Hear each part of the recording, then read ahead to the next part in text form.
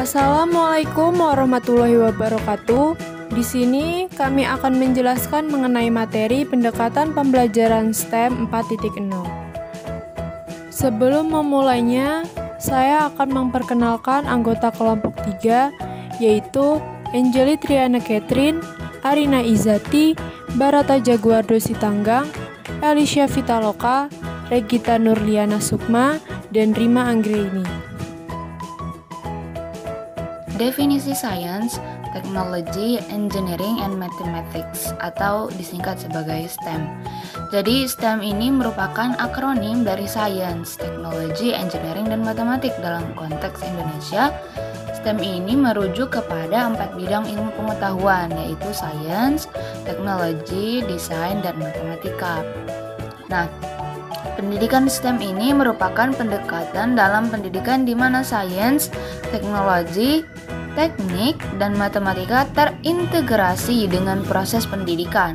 Pendidikan ini berfokus pada pemecahan masalah dalam kehidupan sehari-hari yang nyata serta dalam kehidupan profesional.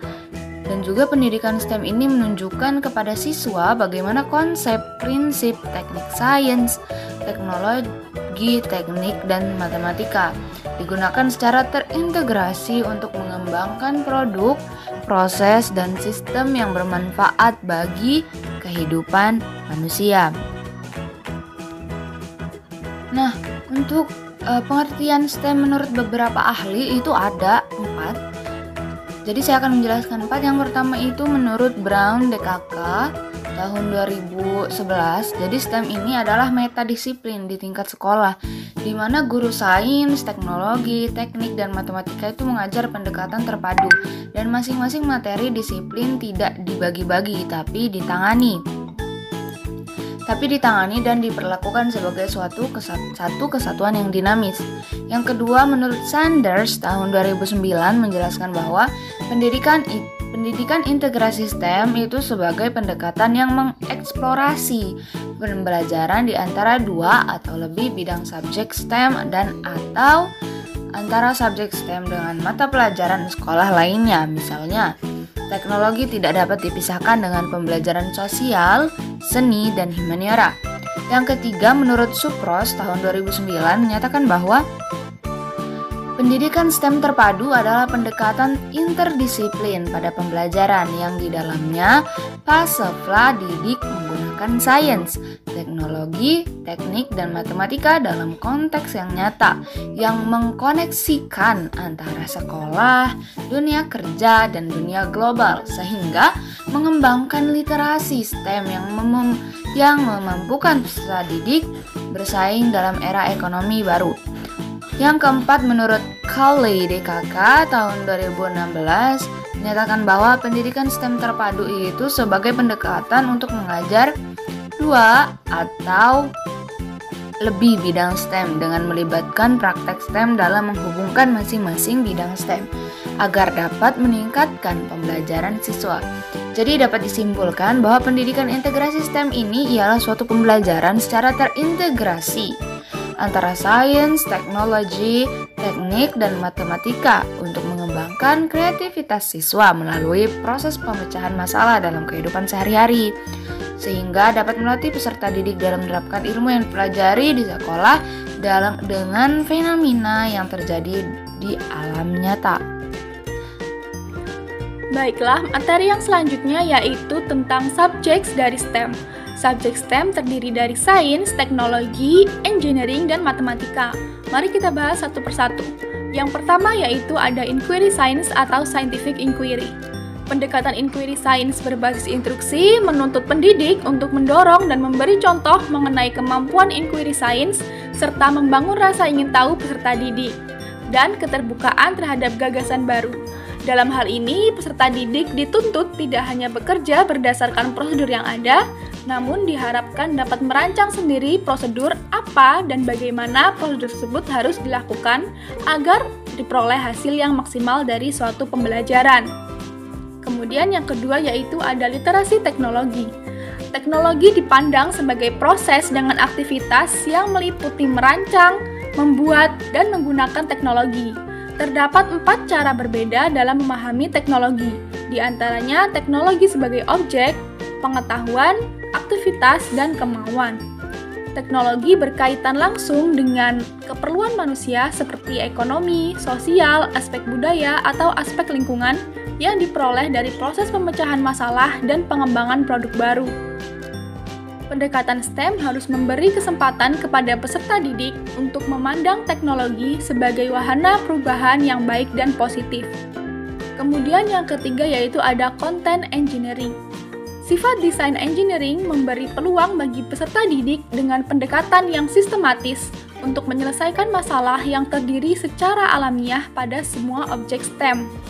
Desain engineering memberi kesempatan kepada peserta didik untuk mencari titik temu dan membangun koneksi antar subjek STEM yang telah diidentifikasi sebagai kunci untuk integrasi masing-masing subjek. Pendekatan desain engineering ini memungkinkan peserta didik untuk membangun pengalaman mereka sendiri dan memberi kesempatan untuk membangun kecakapan sains dan pengetahuan matematika melalui analisis desain dan inquiry science. Kemudian yang terakhir yaitu ada berpikir matematika. Pada implementasi STEM dalam pembelajaran, aspek matematika sangat diperlukan, terutama dalam hal evaluasi. Analisis matematika yang terdapat dalam implementasi STEM ditunjukkan untuk mengevaluasi desain yang tersedia. Hal ini memberikan alasan yang diperlukan peserta didik untuk belajar matematika dan melihat hubungannya antara apa yang dipelajari di sekolah dan apa yang diperlukan dalam keterampilan karir di bidang STEM. Karakteristik Science, Technology, Engineering, and Mathematics atau STM.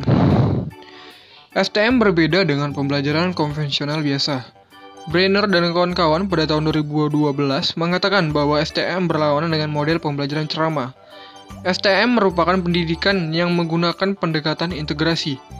Sanders pada tahun 2009 mengatakan bahwa integrasi pendidikan STM melibatkan penyelidikan dan pendekatan berbasis proyek. Lalu melalui pendidikan, STM membentuk peserta didik agar mampu mengatasi masalah yang memiliki aplikasi di dunia nyata.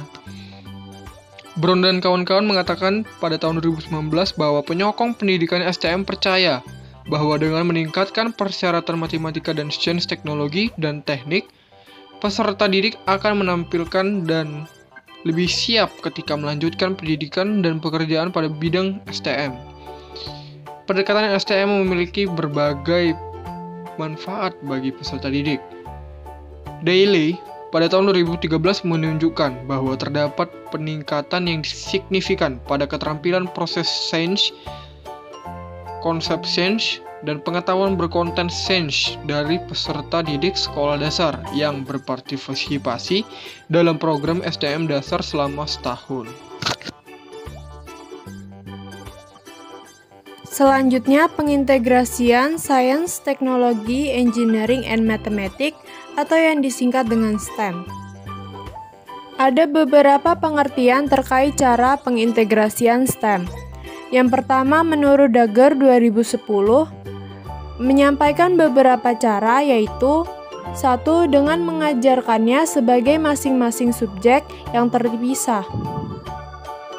Yang kedua, dengan mengajarkan keempat subjek dengan memberi penekanan pada salah satu atau keduanya. Yang ketiga, mengintegrasikan salah satu subjek ke dalam 3 subjek lainnya. Yang keempat, cara yang lebih komprehensif adalah mengajarkannya sebagai subjek yang terintegrasi. Kemudian menurut Sander 2009 yang mengatakan bahwa integrasi STEM memiliki pengertian 1. Pengintegrasian konsep, desain teknologi atau teknik dalam pengajaran dan pembelajaran sains atau matematik di kurikulum sekolah. Yang kedua, pengajaran yang menggabungkan 2 atau lebih komponen STEM atau antara satu komponen STEM dengan disiplin ilmu lain.